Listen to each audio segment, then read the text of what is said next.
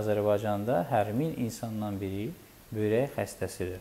Ona görə də ildə bir dəfə sidik müayinəsi olunarkən sizdə böyrək xəstəliyinin olub-olmaması haqqında tam olaraq da məlumat əldə edə bilərsiniz. Ən çox geniş yayılmış böyrək xəstəliyin əsas şəkərli diabetin fəsadı olan diabetik nefropatiyadır. İkinci yerdə dünyada yayılan böyrək xəstəliklərinin növü arterial hipertenziyadır. Əgər kimdəsə hər hansı bir insanda normal halda birdən-birə arterial təzyiq 130-135 ya onun üzərində olursa, mütləq şəkildə böyrək xəstəliyinin o insanda olub-olmamasını ciddi şəkildə araşdırmalıdır. İkinci böyrək xəstəliklərinin göstəricisi sidikdə olan dəyişikliklərdir. Sidikdə əgər sidik müayinəsində, sidiyin ümumi müayinəsində zülal və qan, leykosit, nitrit kimi parametrlərdə normadan kənar müşahidə olunursa, təyin edilirsə, o zaman böyrək xəstəliyi mövcud olmasının bir işarəsi ola bilər. Əlavə olaraq da böyrək xəstəliklərinin işarələri qanda olan, obyektiv işarələri, qanda olan böyrək funksional göstəriciləri olan kreatinin və sidik cövhəri kimi göstəricilərin yüksək olmasıdır. Amma subyektiv olaraq xəstələr özlərində müşahidə olunan şikayətlər bunlardır. Əgər sizdə 1. Tez-tez baş ağrılar baş verirsə, 2. Aşağı ətraflarda və aşağı ətraflarda, əllərdə şişkinlik, ödemlər qeyd olunursa, 3.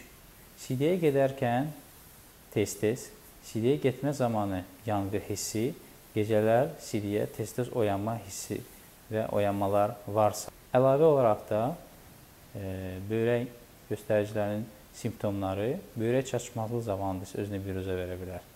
Böyrək çatışmazlığı zamanı yanaşı olaraq da ürək bulanma, qaşınma, halsızlıq, qusma kimi simptomlar da ortaya çıxa bilər. Bu simptomlar böyrək çatışmazlığına aid olan bir simptomlardır. Böyrək dəriş xəstəliyi xroniki pielonefritə, yəni böyrəyin infeksion xəstəliyinə yol açan bir xəstəlikdir və bu xəstəliyin əsas səbəbi olan böyrəkdə daşın həm əmələ gəlməsinin qarşısını almaq lazımdır. Böyük həcmdə, böyük ölçüdə daşlar mövcuddursa, onlar cərrahi yolla böyrəkdən xaric olunub və ciddi şəkildə həkim uroloq və ya həkim nefroloq tərəfindən böyrək daşı xəstəliyin və onun yaratmaq risk faktoru olan böyrəyin infeksion xəstəliyin müşahidə olunmalıdır və qarşısı alınmalıdır.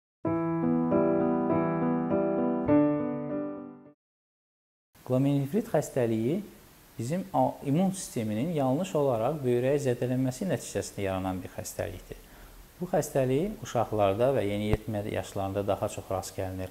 Əlavə olaraq da böyrək xəstəliyinə, yəni böyrək çatışmazlığına gətirə bilən xəstəliklərdən biri polikistoz xəstəliyidir. Böyrəyin bəzi irsi xəstəliklər də polikistoz xəstəliyini bir sıraya qoymaq olar. Böyrəyin toksiki zədələnmələr, əlhəssuz ağrı kəsici dərmanlar və bəzi uzun müddətli istifadə olunan preparat nəticəsində böyrək zədələnmələr və böyrək çatışmazlığı fəsad olaraq da ciddi böyrək zədələnməsinin nəticə olaraq da gətirib çıxara bilər. Ümumiyyətlə, bütün böyrək xəstəliklər, bütün böyrək zədələnmələr böyrək çatışmazlığı ilə nəticələnir.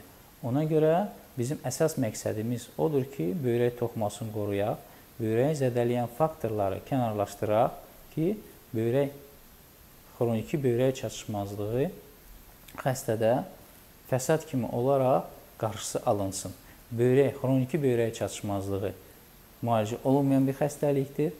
O, nə bir yerdə durur, nə geri qayıdır. O, irəliləyərək inkişaf edir və 5 mərhələsi var. Xroniki böyrək çatışmazlığı irəliləyən bir prosesdir. Onun nəticəsi olaraq son mərhələ böyrək çatışmazlığıdır. Onun da yeganə müalicəsi böyrək əvəzedici terapiya, transplantasiya və ya hemodializ müalicəsi.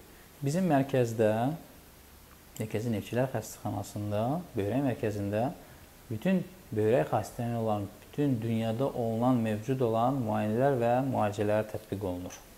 İstər glomerulonefrit, şəkərli diabet, arterial hipertenziya, böyrək daş xəstəliklərinə aid bütün müayinələr mövcuddur. Və əgər insanda xroniki böyrək çatışmazlığı da fəsad kimi nəticələnibsə, böyrək transplantasiya qədər bizim mərkəzdə bu tipdə müalicə üsulları mövcuddur və əməliyyatlar olunur. Risk qrupunda olan insanlar kimlərdir? Əgər sizdə şəkərli diabet varsa, əgər sizdə yüksək təzyiq varsa, əgər sizin hal-hazırda hamiləlik dövrü keçirirsinizsə, əgər sizdə hər hansısa yanaşı olaraq da revmatik bir xəstəlik varsa və sizin uzun müddətli hər hansısa preparatlardan istifadə edirsinizsə, sizdə böyrək xəstəliyin, yəni böyrək tərəfindən fəsadlaşmasının ehtimalı var. Ona görə mütləq şəkildə ildə ən azı 3 və 4 dəfə böyrək həkimi tərəfindən müayinə olmağı sizə məsləhət görürük.